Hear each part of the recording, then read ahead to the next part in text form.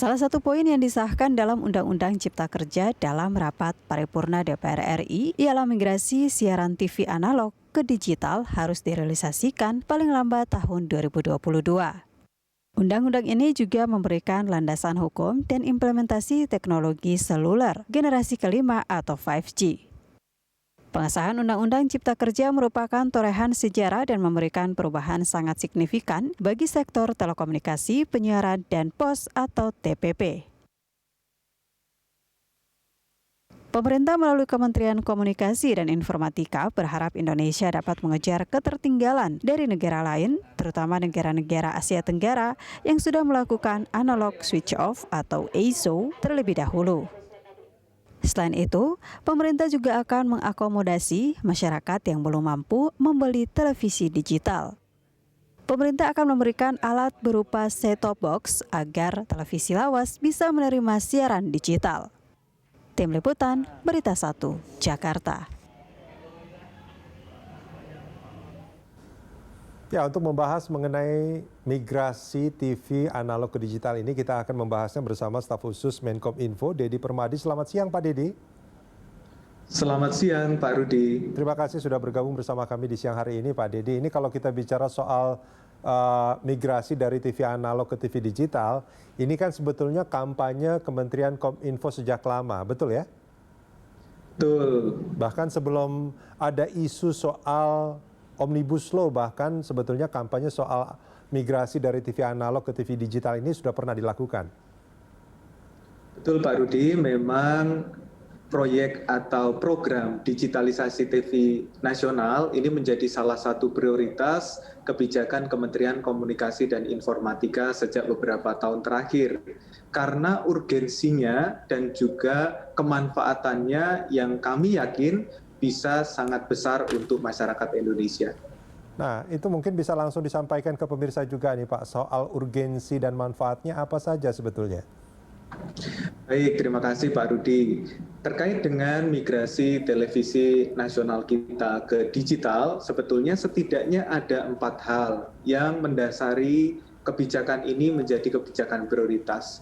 Yang pertama adalah kalau kita melihat secara global, maka kita bisa melihat negara-negara lain di dunia telah melakukan ASO atau analog switch off sejak tahun 2007. ITU, International Telecommunication Union, sudah mendeklarasikan kesepakatan untuk melakukan migrasi ke siaran digital.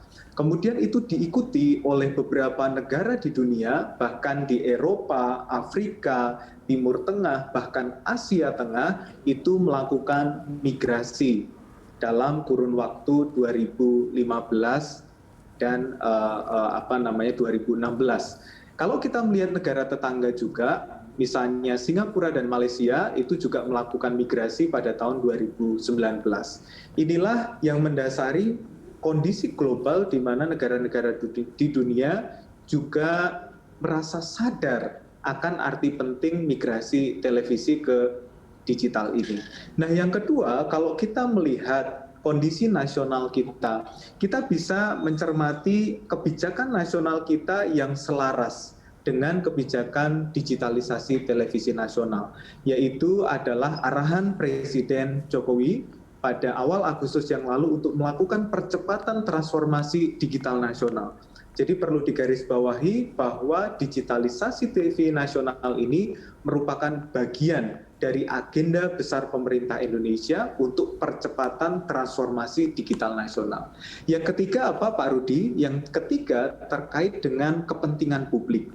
Kalau kita membaca data Nielsen misalnya, 69% dari masyarakat Indonesia saat ini masih menikmati siaran televisi yang analog gitu ya. Jadi ini menjadi PR yang luar biasa besar untuk kita untuk segera menghadirkan layanan televisi digital yang jauh lebih berkualitas daripada siaran TV analog untuk seluruh masyarakat Indonesia.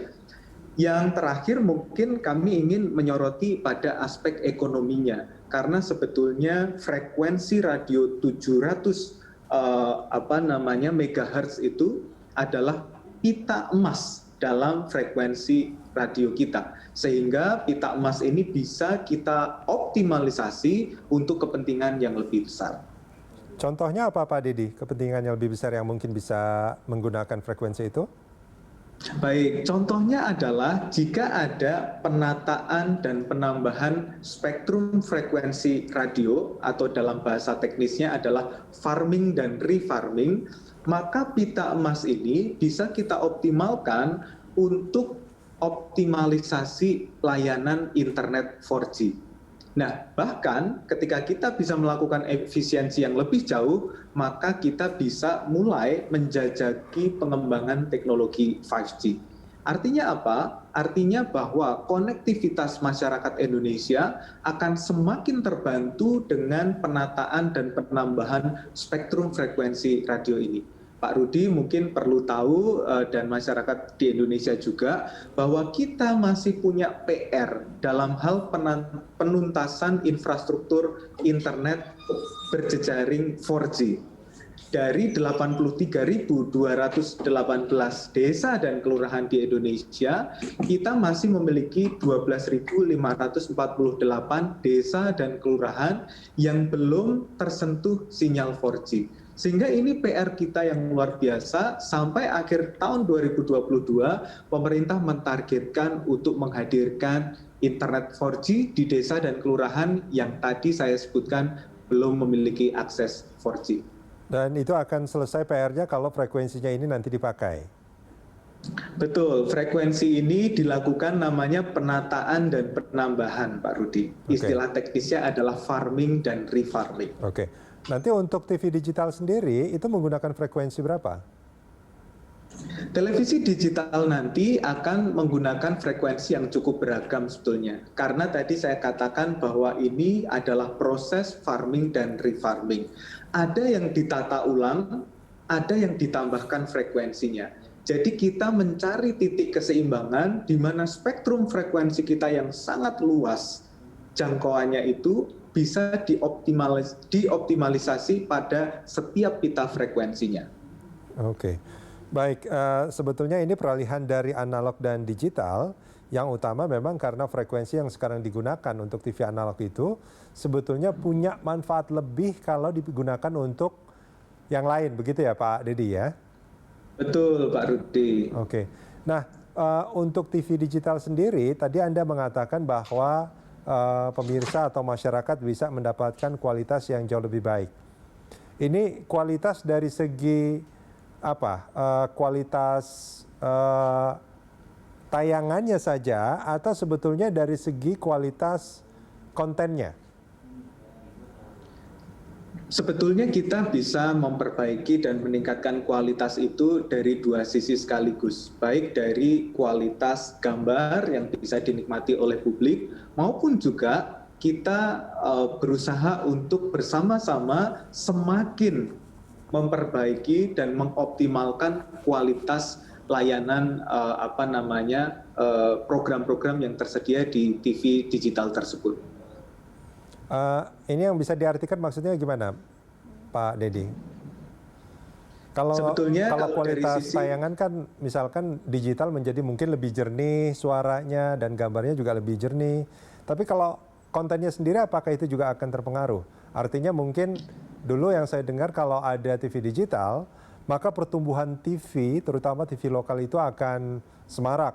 Sehingga variasi konten itu akan menjadi lebih banyak. Betul.